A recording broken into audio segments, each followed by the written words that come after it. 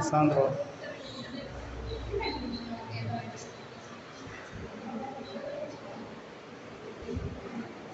देखिए बच्चों, good morning all of you. ये पहला लेसन आपका है, we are not afraid to die. ये बहुत ही इंपॉर्टेंट लेसन है, बहुत ही अच्छा लेसन है। शायद इसको अगर ध्यान से पढ़ोगे तो आपको एक नई चीज समझ में आएगी। सबसे पहले तो हम चर्चा कर लेते हैं, we are not afraid to die, इसका मीन्स क्या होता है। और इसके बाद भी लिखा है, if we can all be together, हम मरने से नहीं डरते हैं। We are not afraid to die, हम मरने से नहीं डरते हैं। If we can all be together, यदि हम साथ साथ हो, यदि हम साथ साथ हो तो हम मरने से नहीं डरते हैं। ये शब्द किसने कहे थे और कब कहे थे, ये टाइटल क्यों रखा गया, ये सबसे बड़ा क्लू है इस लेसन का। तो बच्चों ये ध्यान रखना है कि बच्चों के लिए पेरेंट्स महत्वपूर्ण होते हैं, उतने ही पेरेंट्स के लिए बच्चे महत्वपूर्ण होते हैं। तो यहाँ पर एक ट्रिप की बात है। एक जो है 37 साल के एक बिजनेसमैन ने, जो 37 इयर्स के बिजनेसमैन थे, उन्होंने जो है ख्वाब देखा था कि हम जो है बहुत दूर दूर की समुद्री यात्रा करें। और उस ख्वाब को उन्होंने किसके द्वारा पूरा करने का प्रयास किया था, जो लगभग 200 वर्ष पहले जेम्स कुक ने किया था। जेम्स कुक ने 200 वर्ष पहले जो यात्रा की थी, समुद्री यात्रा की थी, उसी की तरह ये भी जो है यात्रा करना चाहते थे। ये राइटर हैं स्वयं, इन्होंने ये ऐसी योजना बनाई थी। और इनके साथ जो इनकी पत्नी थी वो भी बिजनेसमैन थी। और इन्होंने अपने बच्चों के साथ यानी फैमिली के साथ और साथ में दो जो है क्रूमैन थे, अमेरिकन क्रूमैन थे, उनके साथ इन्होंने डिसाइड किया कि हम समुद्री यात्रा पर जाएंगे। और जब ये यात्रा इतनी खतरनाक हो गई, इतनी भयावह हो गई कि बच्चे ये समझने लगे कि अब हम मर जाएंगे, तो वहां पर ये शब्द प्रयोग किया, if we are not afraid to die, ये हम मरने से नहीं डरते हैं यदि हम साथ साथ हो, यदि हम साथ साथ हो। तो ये शब्द जो है एक जो है इसी एक्सप्लोरर के बच्चे ने कही थी। एक्सप्लोरर जानते हो? जी सर। समुद्री यात्रा करने वाले को एक्सप्लोरर बोलते हैं, जैसे अंतरिक्ष की यात्रा करने वाले को एस्ट्रोनॉट बोलते हैं।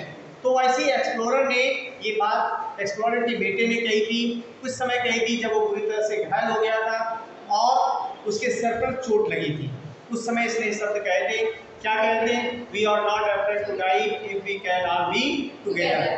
तो इसीलिए ये टाइटल यहाँ पर उस लेखक के दिमाग में ये बात आ गई, गूंज गई, और उसने इस लेसन का टाइटल ही रख दिया। ठीक है, तो इसके बारे में हम पढ़ा दे रहे हैं, ध्यान से सुन लें। 1976 ईस्वी में इस लेखक की पत्नी मेरी और बेटा जॉनथन, जो 6 साल का था, और बेटी सुजैना ने यात्रा करने का निश्चय किया। ये 37 वर्ष का जो है एक बिजनेसमैन था, जिसने ख्वाब देखा था कि 16 वर्ष पहले ख्वाब देखा था कि जेम्स कुक ने 200 वर्ष पहले कैसे समुद्री यात्रा की थी। समझ गए? जी सर। तो समुद्री यात्रा के दोहराने के लिए, जैसे कि इंग्लैंड में प्लाईमाउथ से चले, और ये व्यापारी जो खोजकर्ता का अनुसरण करने का स्वप्न उसने देखा था, वो 16 वर्ष पहले उसने देखा था, उसे पूरा करने के लिए इसने प्रयास किया। और 3 वर्ष की इसने यात्रा में, 3 वर्ष की यात्रा कितने किलोमीटर लंबी थी ये भी बता दें, 1,03 साल की यात्रा थी।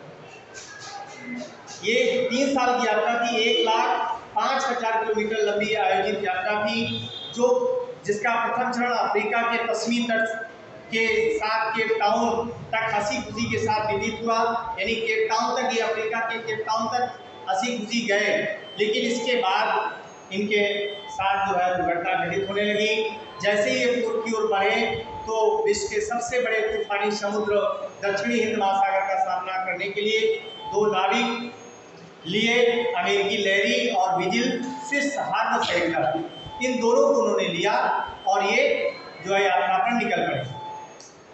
तो बच्चों, केप टाउन से चलने के दूसरे दिन का मुकाबला एक तूफान से हुआ और वो तूफान मामूली नहीं था, बहुत ही प्रबल तूफान था। तूफान ये एक सप्ताह तक लगातार चलते रहे, ठीक है।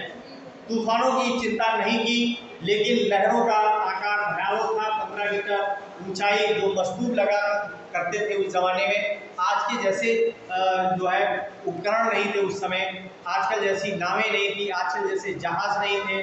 उन दिनों लकड़ी के बने हुए जहाज होते थे जो भारी भरकम होते थे, और उनमें जो डायरेक्शन देने के लिए जो मस्तूब लगते थे, मस्तूब में किरमिश का कपड़ा बांध देते थे ताकि वो हवा के द्वारा आगे बढ़ते चले जाए। कोई भी इंजन फिट नहीं होता था, किसी तरह की कोई सहायक वस्तु नहीं होती थी। तो ये कहने का तात्पर्य कि ये 25 दिसंबर को ये लेखक केप टाउन के 3500 किलोमीटर दूर पहुंच गया। केप टाउन मैंने अभी बताया दक्षिण अफ्रीका का एक शहर है केप टाउन। मौसम बहुत खराब होने के बावजूद उस समय क्रिसमस की छुट्टियां चल रही थी। जानते हो 25 दिसंबर क्रिसमस डे होता है, और क्रिसमस डे ये पूरे विश्व में मनाया जाता है, समझ गए। इसमें छुट्टियां चल रही थी, ये शानदार तरीके से उसने छुट्टियां मनाई, क्रिसमस का पेड़ भी बनाया और नॉवर्स की वहाँ पर जो है बहुत सारी ढेर सारी बधाइयाँ भी लोगों को दी, लेकिन मौसम में कोई सुधार नहीं हुआ, समझ गए। लेकिन इसे विश्वास था कि मौसम जरूर बदलेगा, और लेकिन बदला नहीं, उससे भी बुरा हो गया। 2 जनवरी सूर्योदय के समय लहरें बहुत विशाल थी, लगभग एक छोटा तिकोना पाल लेकर यात्रा जो ये कर रहे थे 8 समुद्री मील की गति से वो चल रहे थे, 8 मील की गति से, यानी 8 मील जानते हो, मील में होता है 3 किलोमीटर इक्वल 1 मील। 8 किलोमीटर यानी 3 किलोमीटर इंटू 3 इंटू 8 24, बहुत तेज चल रहे थे, 24 किलोमीटर की रफ्तार से चल रहे थे। लेकिन प्रत्येक प्रत्येक लहर थी वो नाव तक पहुंचती थी, तो ऐसा लगता था कि अब ये नाव गई और अब हम लोग डूबे, समझ गए। जो हवा चल रही थी समुद्र के किनारे, वैसे बहुत तेज हवा चलती है, कानों को चुभती थी। हमने नाव की गति धीमी करने के लिए तूफान का तिकोना पाल नीचे कर दिया ताकि तूफान का जो हवा का झोंका है वो कम हो जाए, जिससे हमारी नाव की स्पीड कम हो जाए, लेकिन ऐसा नहीं हुआ, ठीक है। उसने जो है भारी रस्से से उसको बांधा, पिछले भाग में उस पाल को बांध दिया, दोहरा करके बांध दिया, जीवन रक्षक बेड़े ले लिए और जल रोधक कपड़े और लाइफ जैकेट पहन ली, और प्रतीक्षा करने लगे कि ज़्यादा अगर तूफान बेहतर होगा तो हम लोग जल में कूद जाएंगे और स्वयं को बचा लेंगे, समझ गए। घोर जो है विपत्ति सामने दिखाई दे रही थी, ऐसा लग रहा था मौत सामने है।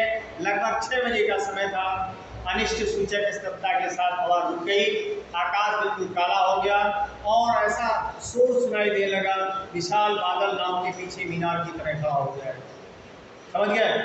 उसे देख करके बहुत डर लगा, वो बादल नहीं था बल्कि एक लहर थी। ऐसी लहर से जीवन में पहले बार देखी थी। तो लहर जो होती है वो 15 फीट तक जाती है, 15 फीट से ऊपर थी। 15 फीट का मतलब है कि सीधे मौत। इतनी ऊंचाई तक ये नाव जब जाएगी, 15 फीट ऊपर अचानक उड़ जाएगी, तो 15 फीट ऊपर ऊंचाई से उठने के भी नाव कहाँ जाएगी? नीचे आएगी ना, और नीचे आएगी तो कहाँ जाएगी कुछ पता नहीं, तो सीधे मौत दिख रही थी। लेकिन जब गरज और गड़गड़ाहट बढ़ गई तो नाव का पिछला एक हिस्सा जो था लहर से ऊपर उठ गया। एक पल के लिए मैंने सोचा कि नाव लहर के ऊपर चढ़ जाएगी, लेकिन उसी समय भयंकर धमाके से नाव का जो डेक था या अगला हिस्सा था वो टूट गया और पानी नाव के अंदर घुसने लगा, समझ गए। मैंने आती हुई मृत्यु को स्वीकार किया कि आप मृत्यु निश्चित है, कोई मुझे बचा नहीं सकता। मेरा सिर अचानक पानी से बाहर निकला, बेवटा का कुछ मीटर जो है नाव पलट सी गई थी, क्यों ऐसे हो गई थी, तिरछा हो गई थी। उसके मस्तूल जो थे वो क्षैतिज हो गए थे। फिर एक लहर ने उसे धकेल कर सीधा कर दिया, एक लहर और आई क्योंकि क्षैतिज हो गई थी, उल्टी नहीं हुई थी लेकिन तिरछा हो गई थी, और उसको एक दूसरी लहर आई तो उसने जब थपेड़ा मारा नाव में तो लहर एक कारण सीधी हो गई, ठीक है। मेरी बाएं पिछली चटक गई, मेरे मुंह से खून निकलने लगा, क्यों? क्योंकि मैं भी कपड़े की गुड़िया की तरह नाव में सिमट गया। भाई लहर आएगी तो लहर से क्या होगा, धक्का लगेगा, पुश करेगी। जब वेव पुश करेगी तो क्या होगा, जैसे तैसे मैंने एक पहिया ढूंढा और स्टर्न अगली लहर के लिए सीधा किया, पहिए को मैं पकड़े रहा, ताकि ये पहिए को पकड़ने से क्या था कि वो जो उसका डायरेक्शन था, डायरेक्शन क्या होता है, पहिए से उसको जोड़ दिया था ताकि नाव का डायरेक्शन, स्टीयरिंग जिसे बोलते हैं, गाड़ियों में स्टीयरिंग होती है, उसमें पहिया लगा दिया था जिससे नाव की दिशा नहीं नाव की दिशा को मोड़ा जा सके। जैसे हमें दाईं मोड़ना है, बाएं मोड़ना है, तो इस तरह से मोड़ने के लिए उसने ऐसा बनाया था। ठीक है, लहरी और हर पागलों की तरह पंप से बाहर पानी निकाल रहे थे, टूटे हुए सहती टेढ़े लटके हुए थे, नाव दाईं तरफ से अंदर की ओर उभरी हुई थी, कपड़े क्राकरी और जितने खेल खिलौने थे सब पानी में क्या कर रहे थे, तैर रहे थे। क्यों तैर रहे थे, क्योंकि पानी नाव के अंदर भर गया था। समझ गए, कुछ तैर कर कुछ रेंग कर मैं बच्चों के केबिन में पहुंचा, किसी तरीके से नहीं समझे, आउच पाउच होकर के मैं पहुंचा। मैंने पूछा बच्चों ठीक हो, तो ऊपर की बर्थ से उत्तर उसने बच्चे ने दिया कि मेरा सिर दुख रहा है, आपको ऊपर बड़ा सा घूमटा पड़ा है। क्यों घूमटा कब पड़ता है, जब कोई व्यक्ति किसी से टकराता है, जैसे आप दीवार से टकरा जाए तो आपकी घूमटा पड़ जाएगा। तो वो कहने का तात्पर्य था कि नाव के किसी भाग से टकराया था और टकराने से उसके सिर पर घुमटा उड़ आया था। ठीक है, जिससे वो बहुत ही परेशान था। कौन, बालक। हथौड़ा पेंच कैनवास लेकर मैं बड़ी कठिनाई से डेक पर वापस गया। नाव दाईं तरफ से तथा खुलने के कारण प्रत्येक लहर के टकराने से पानी अंदर आ रहा था। कहने का तात्पर्य ये कि नाव का एक हिस्सा टूट गया था, जिससे पानी लहर के साथ और वैसे भी नाव के अंदर घुस रहा था। ठीक है, किसी तरीके से जो सुराख बन गए थे, कैनवास खुल गए थे, उनको मैंने बंद करने का प्रयास किया। पानी थोड़ा नीचे से बहकर आता रहा, लेकिन अधिकतर पानी साइड से मुड़कर बाहर निकलता रहा। जब केबिन के पास आसपास तैरते हुए कचरे से हैंडपंप रुकने लगा, कचरा भी बहुत सारा समुद्र के पानी में होता है, और कचरा जब हैंडपंप चला रहे हैं, यानी जैसे एक पंपिंग मशीन होती है जो पानी को पंप करके बाहर भेजती है, तो पंपिंग मशीन टाइप लगाए हुए थे, जिससे कि सारा पानी जो भर रहा है नाव में वो बाहर भी जाता रहे। उसमें कचरे के कारण वो जो है बंद होने लगा पाइप, तो मैंने उस कचरे को हटाया, समझ गए। लेकिन पंप झटके से टूटकर नाव से अलग गिर गए, और साथ ही आगे वाला पाल, तिकोना पाल जो था, जिसे डिंगिया कहते हैं, उसमें प्रमुख लंगर बना हुआ था, वो भी टूट गया। अब मुझे याद आया कि हमारे पास 4 रूम के फर्श पर एक बिजली का पंप पड़ा हुआ है, और उसको अगर हम जोड़ दें तो शायद जो है ये चल पड़े और पानी बाहर निकलता रहे। रात ठंड में लगातार पंप में पानी निकालने से नाव का परिचालन करने, रेडियो चलाने में भी जो है पूरा समय निकल गया। मुझे समझ में नहीं आया कि रात कब निकल गई और सुबह की पौ मेरे सामने आ गई। ठीक है, 3 तारीख मेरे सामने आ गई, 3 जनवरी, समझ गए। लेकिन तब तक मेरे बेटे का जो सिर था वो खतरनाक तरीके से सूज गया था, उसकी आंखें भी सूजी हुई थी, बाजू पर गहरा घाव था। ठीक है, जब मैंने पूछा तो उसने अपनी चोटों की ओर पहले ध्यान क्यों नहीं दिया, तो उसने कहा जब हम सब बचाने की कोशिश कर रहे थे तब हमें आपकी चिंता हो रही थी कि आप कैसे हैं। ये होता है परिवार, इसे होते हैं परिवार का प्यार। 3 जनवरी की सुबह जब पंपों में पानी का स्तर इतना नियंत्रित हो गया, इतना पानी कंट्रोल में आ गया कि ज़्यादा पानी अब नहीं भरेगा, पानी निकलता रहेगा, तो आधे घंटे आराम करने का हमें लगा कि आधे 1-1 घंटे आधे घंटे आराम कर लें बारी बारी से। लेकिन फिर भी जल रेखा से नीचे कहीं कोई बड़ा छेद था। जांच करने पर पता चला कि नाव का जो प्रमुख कैंची ढांचा था वो टूट गया था, जिससे दाईं ओर से पूरा पानी अंदर भर रहा। समझ गए। तो मैंने अलमारी खिसका कर किसी तरह से टिकाया ताकि पानी का वेग थोड़ा धीमा हो, ज़्यादा तेज पानी ना आए। लहर के टकराने से 15 घंटे बाद तक तो हम बचे रहे, लेकिन जो ऑस्ट्रेलिया पहुंचने तक साबुत नहीं बच सकती थी नाव, ऐसा हमने देखा, महसूस किया। मैंने चार्ट का निरीक्षण किया और गणना की कि पूर्व की ओर 100 किलोमीटर की दूरी पर 2 छोटे छोटे द्वीप हैं। अगर हम 100 किलोमीटर चले जाएं तो हम द्वीप में पहुंच सकते हैं, और जब द्वीप पहुंच जाएंगे तो हम सुरक्षित हो सकते हैं। एक द्वीप का नाम था आइल एम्स्टर्डम, ये फ्रांस का वैज्ञानिक केंद्र था। हमारा बचाव विशाल सागर में 2 सुई छेदों जैसे द्वीपों पर पहुंचने पर हो सकता था। ये वहां से सुई की नोक के बराबर दिख रहे थे, बहुत छोटे छोटे द्वीप थे, लेकिन वहां अगर हम पहुंच जाते तो हम सुरक्षित हो सकते थे। एक विशाल लहर ने हमारा सहायक इंजन क्रियाहीन कर दिया, अर्थात इनएक्टिव हो गया हमारा जो इंजन था। 4 जनवरी को 36 घंटे के निरंतर पंप करने के बाद पानी का स्तर कुछ सेंटीमीटर रह गया, सारा पानी बाहर निकल गया। इसके बाद ऐसा करने पर साथ सामान फिर इतना दबाव पड़ा कि जो पेटे के क्षतिग्रस्त आग के टुकड़े थे उसी तरीके से सारा हमारा जहाज क्षतिग्रस्त हो गया था। तूफानी तिकोना पाल लहराया तथा फिर दूसरी ओर हम चल पड़े, और इस विचार से चल पड़े कि आगे हम द्वीप में पहुंचेंगे। मैंने पहली बार थोड़ा सा नमकीन और मांस और करारे बिस्कुट जो है लाए गए थे वो हमने खाए। वो 2 दिन बाद पहली बार भोजन मिला, परंतु विश्राम अधिक देर तक नहीं मिला, थोड़ी देर आराम किया। इसके बाद फिर से काले काले बादल पीछे से दिखाई देने लगे। घंटे भर में हवा फिर 40 समुद्री मील की गति से चलने लगी और समुद्र की लहरें ऊंची ऊंची उठने लगी। पूरी रात मौसम बिगड़ता रहा। 5 जनवरी की सुबह हमारी स्थिति फिर से निराशाजनक हो गई, अर्थात फिर से हम होपलेस हो गए।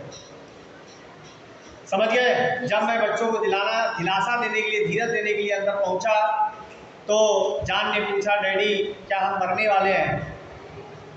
समझ गए? इसीलिए यहाँ पे संदेश आया we are not afraid to die. तो हम कोशिश करेंगे तो सफल होंगे, लेकिन डैडी वो बोला हम मरने से नहीं डरते जब हम सभी साथ साथ। समझ गए?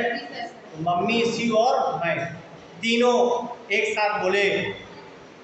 उत्तर देने के लिए मेरे पास शब्द नहीं थे। क्यों? क्योंकि मुझे खतरा ही खतरा दिखाई दे रहा था। जो संकल्प लेकर के हम लोग चले थे शायद वो पूरा हो पाए या ना हो पाए।